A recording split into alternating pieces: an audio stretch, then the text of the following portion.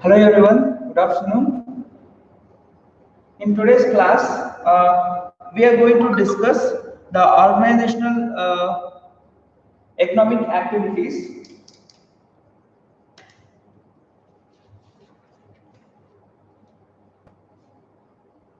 In the previous class, we have discussed production possibility front end and the curve and what do you mean by opportunity cost. So today we are going to discuss organizations of economic activities. What are the organizations we can see in our economy?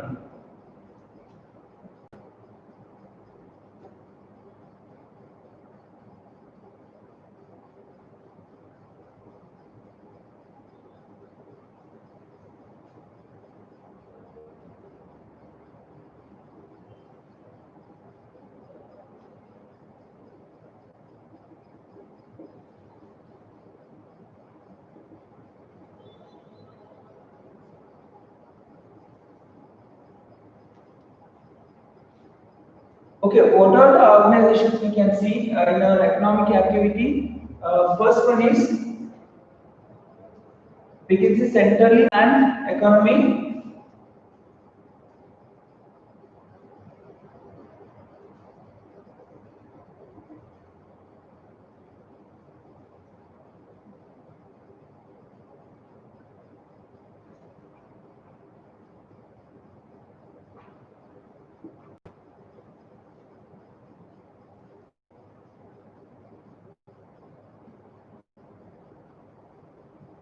And the second one is market economy.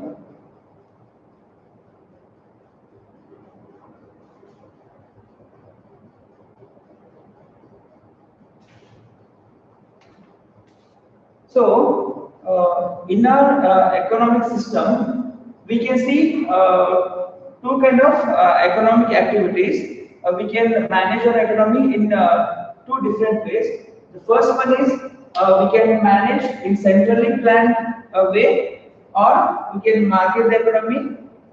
We can manage the economy to the help of market. So here in the centrally planned economy, what happens here in centrally planned economy?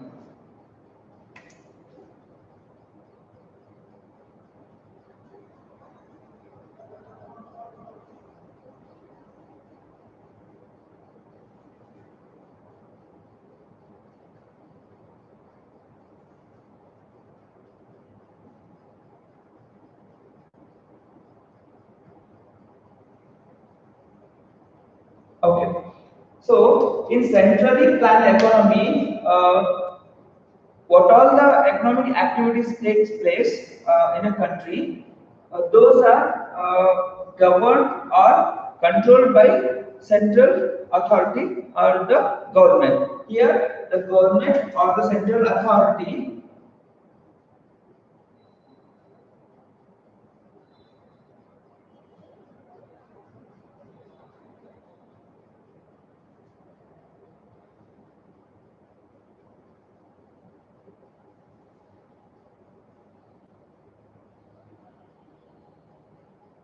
Here, the government or the central authority will manage all the economic activities, and with respect to the activities, whatever the decisions have to be taken, those decisions will be taken by our government.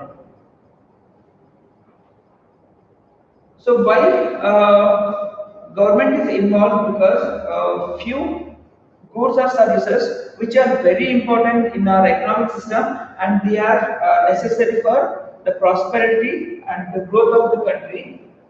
In those kind of goods and services, the government will interfere, and they will ask the individuals, firms, organizations to put more resources on those kind of activities and produce more and more to satisfy those needs. For example, education,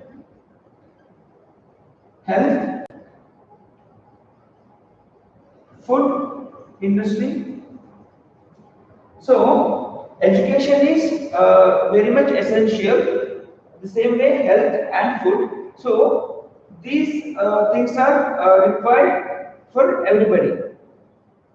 This is everybody's need in the society, in the economy. So here, government will interfere and they'll ask the individuals to to use more resources on the productivity of these sectors, education, health, food. So they will focus more on agricultural activities, health sector, or the education, or we can say infrastructure also.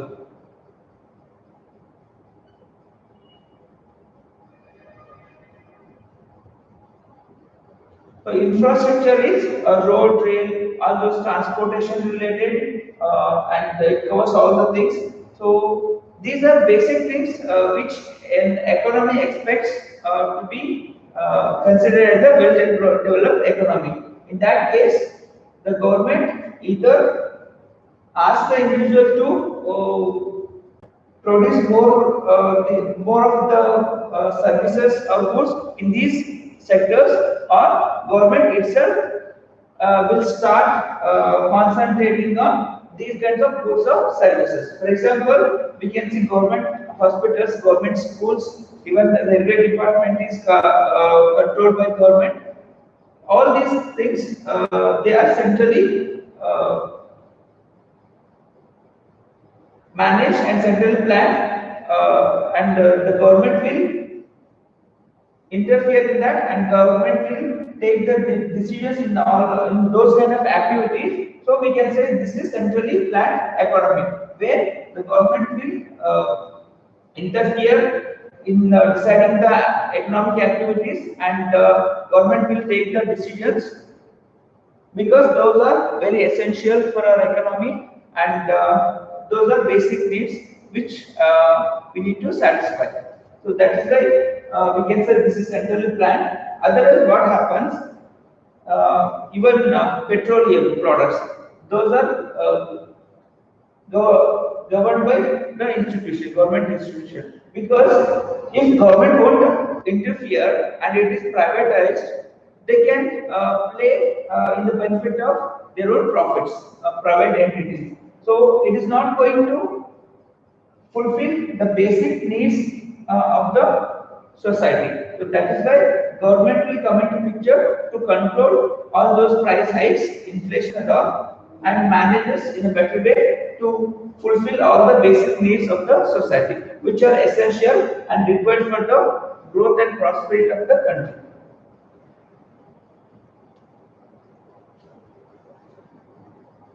So we can say more if we consider education, there are so many government schools are there.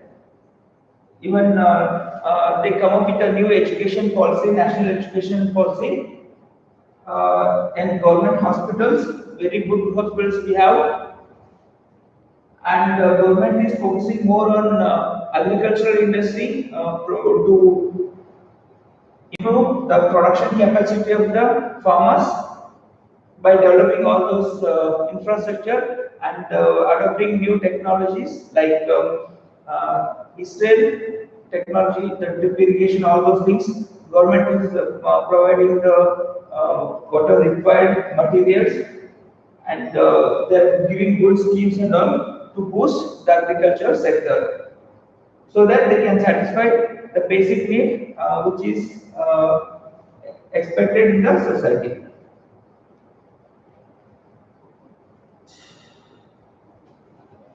So this is one thing, one organization of an economic activity where all the economic activities are covered. The first one is centrally planned economy, where government will take care of those economic activities.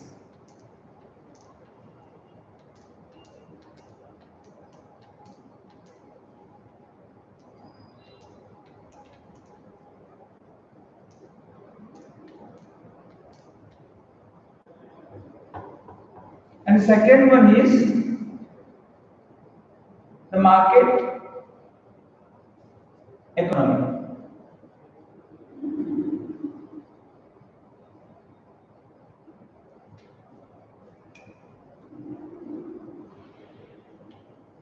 Here, the market economy means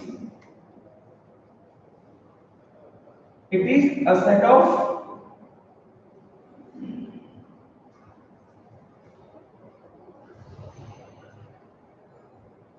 set of arrangements where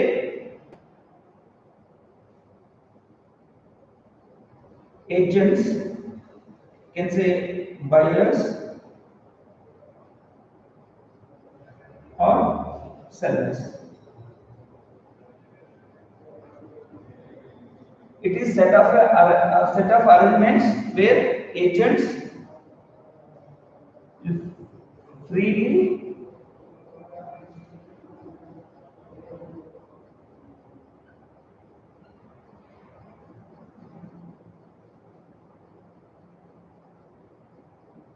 involved in economic activity.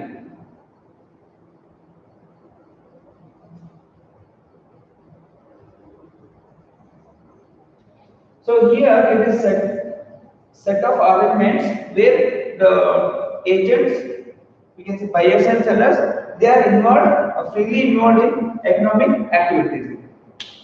So here, market means it is not, we can't literally go by that word market. Market means we can say vegetable market. Mandi is not like that. Market means it is an arrangement. We can say arrangement where two people will meet. We can say market means a meeting point where we can meet. We can meet at hotels or can meet in our personal places or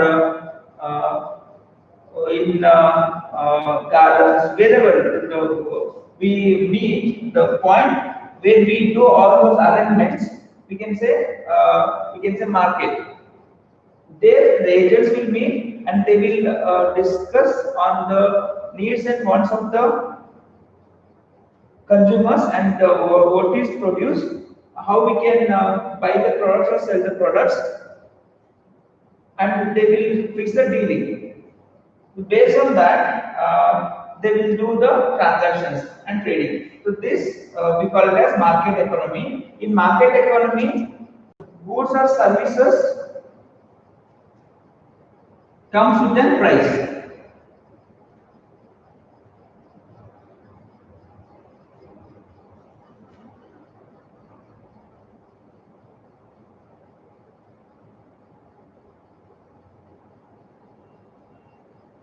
Okay, what in the market, whatever if you want to buy something or sell something, it comes with a price tag. So price is a signal which gives the market players to understand how the economy or the market is behaving. So here with an example, if you wanted to see, for example, in the market, if buyers are, we have a X product and buyers are demanding more and more for this X product. The demand for X product is more. So what happens? Automatically, price of this particular product will rise. The price of this product will rise because there is a more demand for that product. So we can say this as demand and supply theory.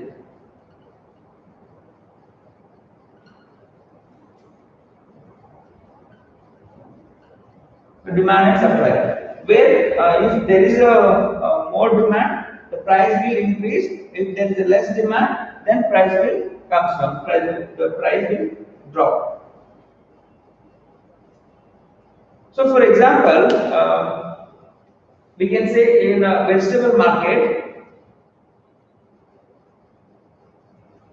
if the farmers grow, for example, we will take tomatoes. If they grow more quantity of tomatoes in that particular season, then the supply of the tomato is very high. Supply is very high. In that case, what happens? There is the buyers, set of buyers are there already. So, but if this is the buyers side, the supply is huge, then what will happen?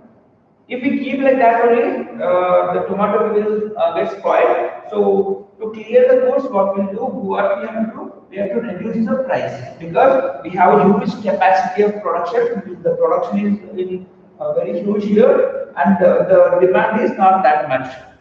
Demand is there, but not to meet the supply of the product. That's why the price will reduce. It is the price is a signaling factor here.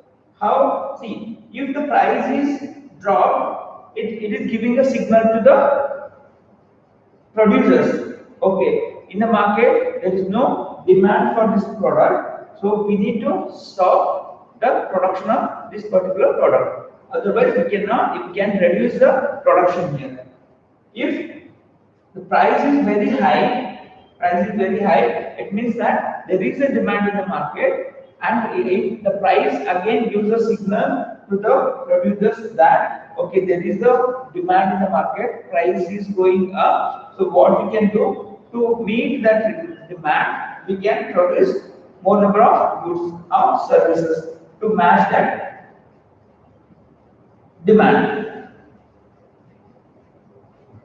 So in this way, the price always gives a signal to the manufacturers or producers and tells that what you can produce, how much you can produce, and how you can produce. So when we say this, the price giving the signal to the market players and telling them that okay, there is a demand, you can produce more of this particular product. So what happens here? The price is telling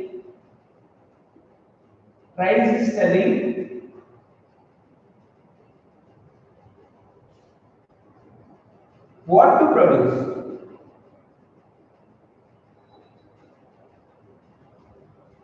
Because when there is a high demand for that particular product, the price will increase, and that indicates that that product we need to produce in larger quantity. So what to produce? We have the answer now. This particular product we need to produce more in number because there is a demand for that product. The price signaling that what to produce. And the price signal answers to this question. What to produce? You can produce X product because the demand for X product is more. How much to produce? How much to produce? So what is the demand? Suppose if we have two quantity, if the quantity for that particular product is 5 tons, the production is 2 tons, and the demand for that product is 5 tons, then the demand in terms of quantity answers this question, how much in quantity. So we can say Y quantity, Y tons of quantity you can produce. So what to produce and how much to produce. So here the price is giving the answers to these questions, and we already discussed that in our economy we have these problems, and we will face these problems as we discussed that central problems of an economy. We have discussed that. What is central problems of an economy is when we have scarce resources and there is unlimited need and want, we are messed up. We are not clear in terms of what to produce, in which quantity, how to produce, to whom we need to produce the goods. What to produce, whether consumable, we discussed that, right? Consumable products, or we need to produce machineries. What to produce? How much quantity? Whether large in number or less we need to produce. How to produce? Whether we have to use labors or machineries while producing. How to produce? So these kind of questions arises while being involved in the production activity, and for whom we need to produce the goods. Whether the needy people we need to satisfy, Otherwise, the people who have better resources and they can fulfill most of their needs and wants, whether we need to concentrate on them. We can say the luxurious products comes and want. If people are expecting that, whether we need to focus on those kind of people or the people with expectation of basic needs like health, education, food, and all. So, to whom we need to produce? So, those kind of questions will be answered in a market economic system. In our market economic system, price is the deciding factor, and price is giving answers to all these questions because price tells that there is a demand for this particular product, we can produce that. Okay, and there is this much of demand for that particular product, that's why you can produce this much of quantity of goods. So it's going to answer to all these questions. That is why we can say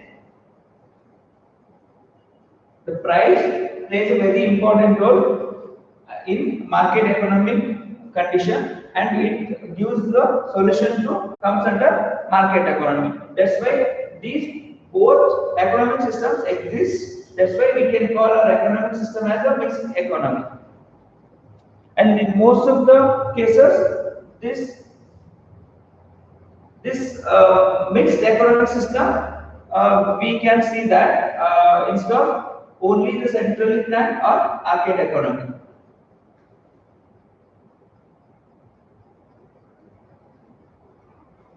But few countries, can say China, we can say more of the centrally planned economy. Their government will control most of the thing. We can say that is centrally planned. But India is of it's a mixed economy where we can see a few things centrally planned and few things market will take care.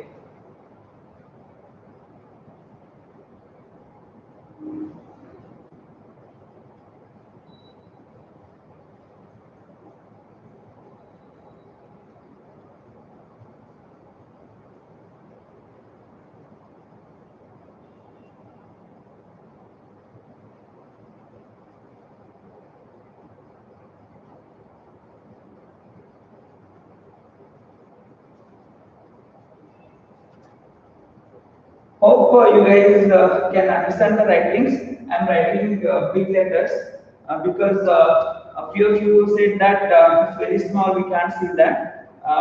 So thank you for informing me. We can fix that issue here. And next, what are the different kinds of economies we can see? We'll look into that. We can say positive or normative economies.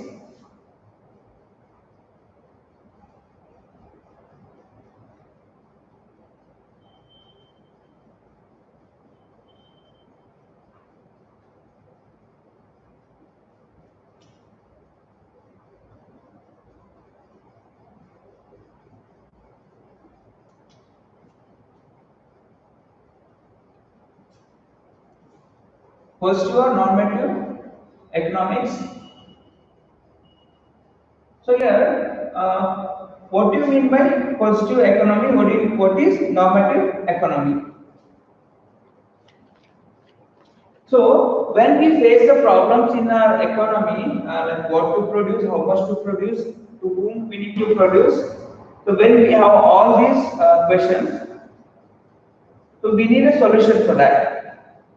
When we are trying to find out the solution to address these questions, we can approach in these two ways, in positive way or in normative way. So what do you mean by positive economy?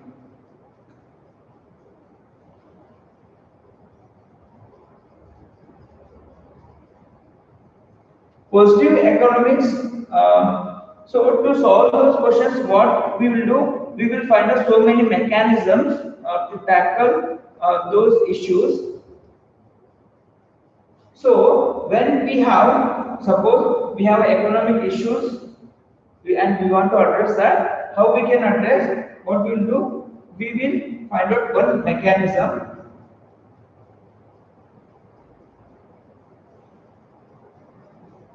we have a mechanism 1,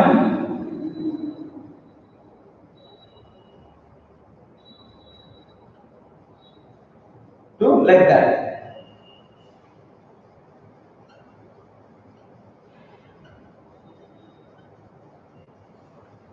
So we can have a number of mechanisms. So what this positive economy says, that positive economy says when we have these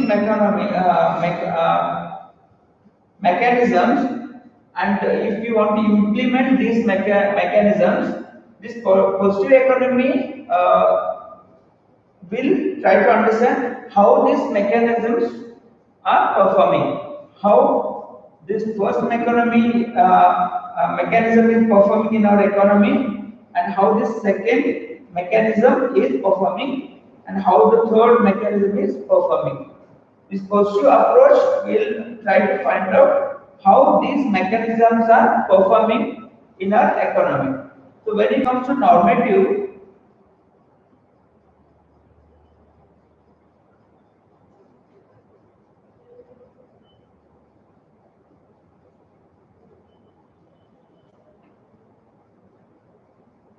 here we will try to analyze how these mechanisms are performing. But here the question arises whether using these mechanisms 1, 2, 3, using these mechanisms to address the issues of our economy, whether using these mechanisms are desirable or not, whether we should go with these mechanisms or not. It asks that fundamental question here.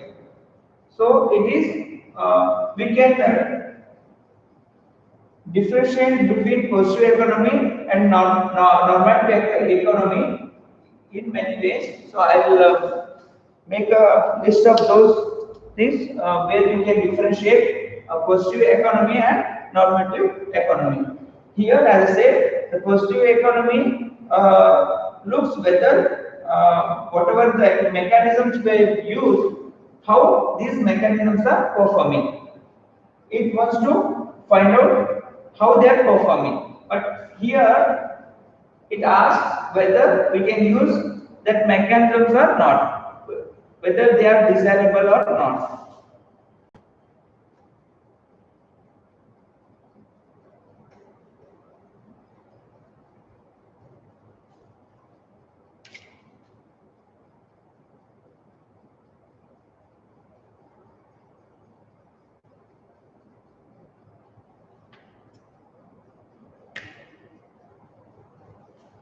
Here, the positive economy is based on data and fact, whereas the normative economy is based on values, opinions, and judgments.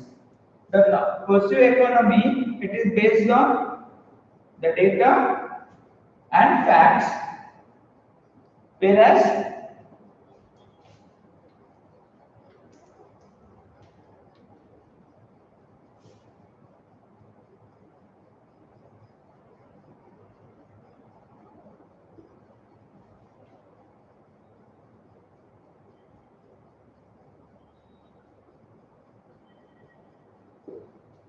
the first thing is whatever decisions we are taking here, it based on data, available data and facts. But here the decisions depended on the values, opinions, and judgments.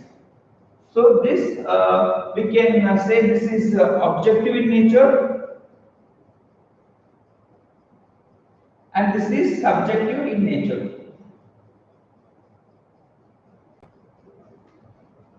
And we can say this is descriptive and this is prescriptive.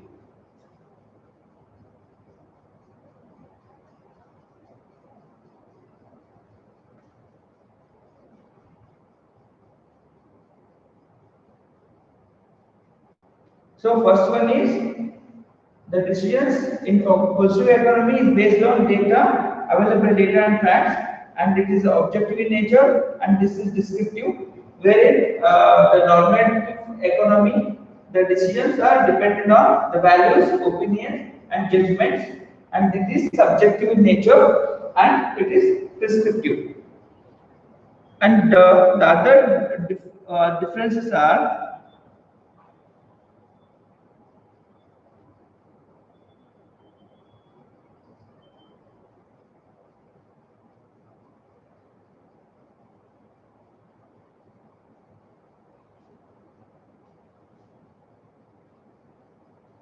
we can say,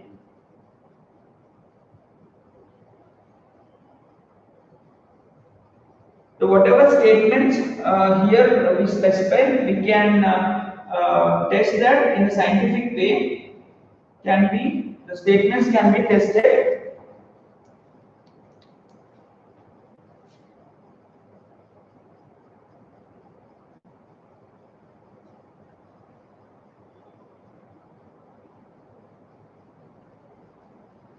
Here, whatever statements we give, it can be tested because we have got data, the previous records and facts.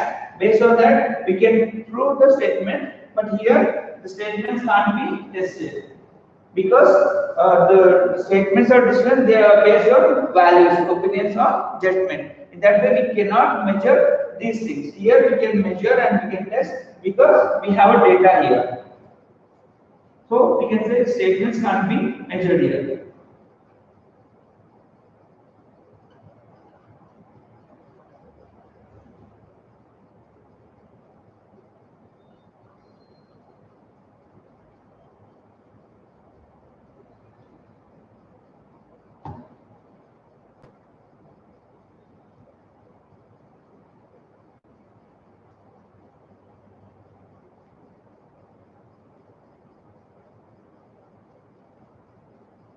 So we can say this analysis cause and effect relationship it says and passes value judgment. Here it passes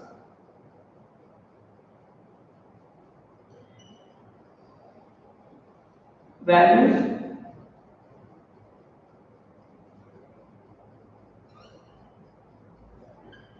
it passes values and judgments. Here we can say cause and effect. It analyzes the cause and effect method, and here it passes the values and judgment.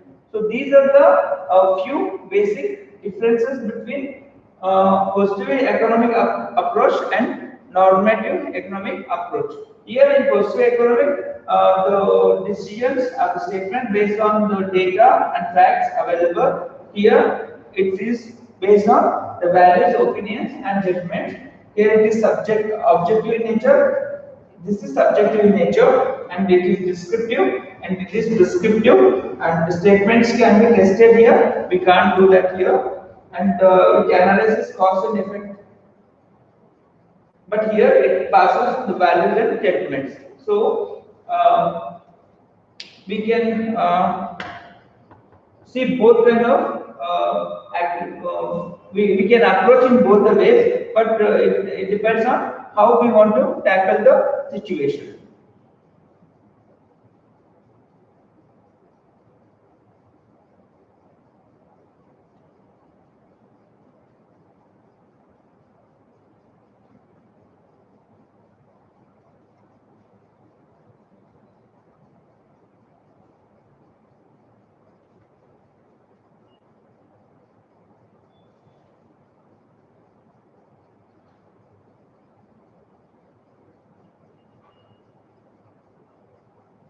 Okay, next topic we have is this we discussed in the first class itself. It is microeconomics and macroeconomics.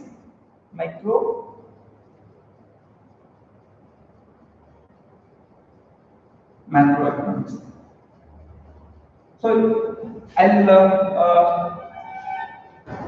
I'll brief what do you mean by microeconomics and macroeconomics, and the entire first part of the class work is covered with macroeconomic concept, and second part is covered with first part with microeconomics and second part with macroeconomic concepts. What do you mean by microeconomics? Here we will study consumers and his behavior. We study the producers and his behavior.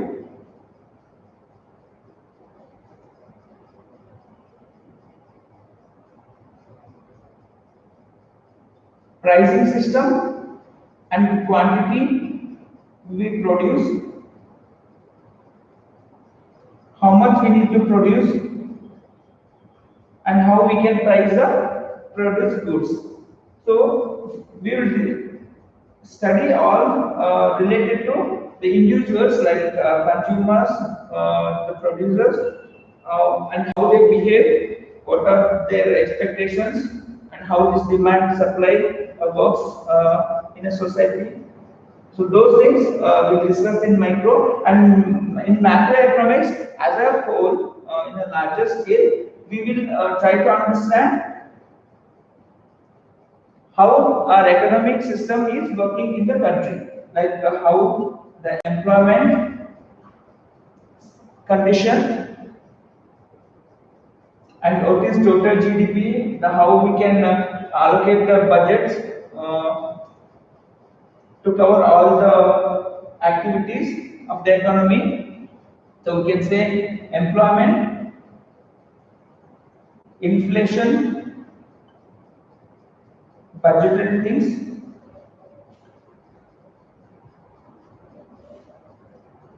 GDP,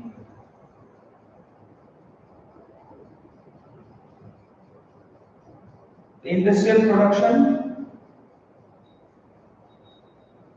So all these things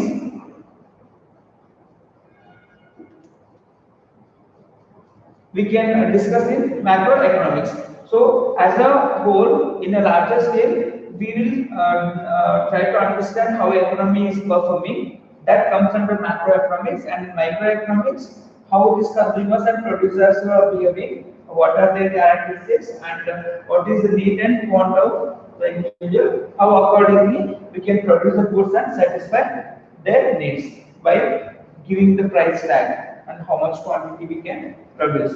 So these are the things we will study in micro and macroeconomics.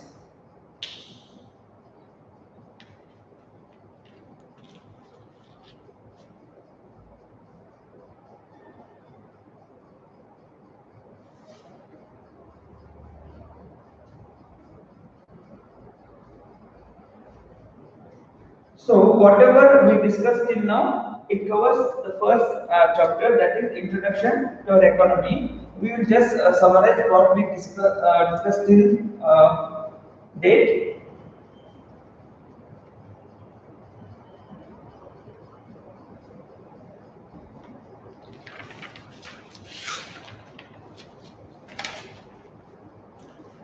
So here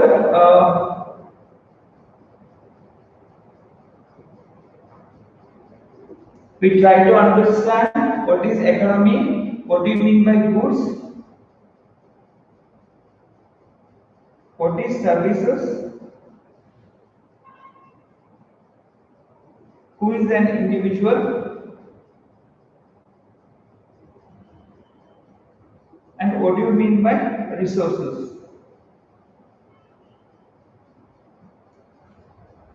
So economy is all the activities where we can see the production of goods and services, the activity related to production and consumption with limited resources, activities related to production and consumption with limited resources.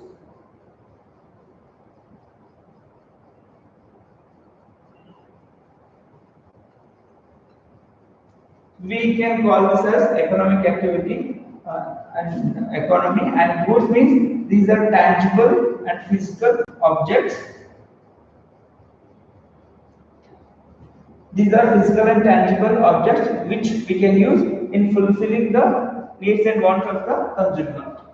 Whereas the service means it is intangible in nature, and we will use these intangible objects in fulfilling the wants and needs of the consumers. An individual is a decision making unit. It can be a person, a firm, institution, or an organization which takes a decision. So we can call them as an individual. And resources mean these are again goods and services which we will use in producing goods and services of uh, other goods and services like land, labor, tools, machineries. These are again the goods or services, but we are using these goods and services to produce other goods and services. Here we can call the land, labor, and all as a resources. After this, we have taken example and how in a economy, in a society, everybody is involved in either production or consumption. So the people who have resources, everybody whoever have resources, they'll be involved in production activity, and whatever they produce, which is limited. No individual has an unlimited access to unlimited resources. So he cannot fulfill all his wants and needs. So when he has a limited resources, he has to choose between what he needs, whether he wants to satisfy or wants, or he wants to go with needs. Like I've given an example: a farmer, if he wants to buy a bike, whether he wants to buy a bike or give good education to his children, so he can select between these two because he has very limited resources with him.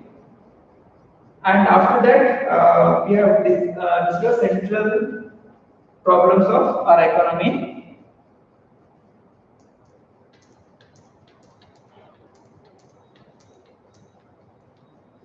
So when I say we have limited resources and wants and needs are unlimited, with limited resources we will face so many problems, and we have to answer these questions: what to produce, how much we need to produce, and for whom we need to produce the goods. So these are the problems we will face because the resources whatever we have, they are scarce in nature. So in that we have covered central problems of an economy, that we need to address what to produce, how we can produce that, and for whom we need to produce. After this, the next topic we have covered production possibility front end. We can say PPF or production possibility curve. So in this, we have assumed few things like only two products we are producing, and we are using only limited resources and technology. The given resources and technology we are using, and whatever resources we are using, they are doing their best. We are utilizing the resources in an efficient way. When we do that, when we have two products, if we allocate all the resources, we can get the maximum of one product, but other product is nil. If we use resources for this product, other product will be nil. But we can find out so many combinations here and produce a combination of different goods. So this curve we will say production possibility front end. And whatever extra we are producing here, the cost of producing little more is because of the reduction in the production of other goods. So we are reducing the resources here, and we are utilizing those resources to get this extra good. So we can call it as opportunity cost or economic cost.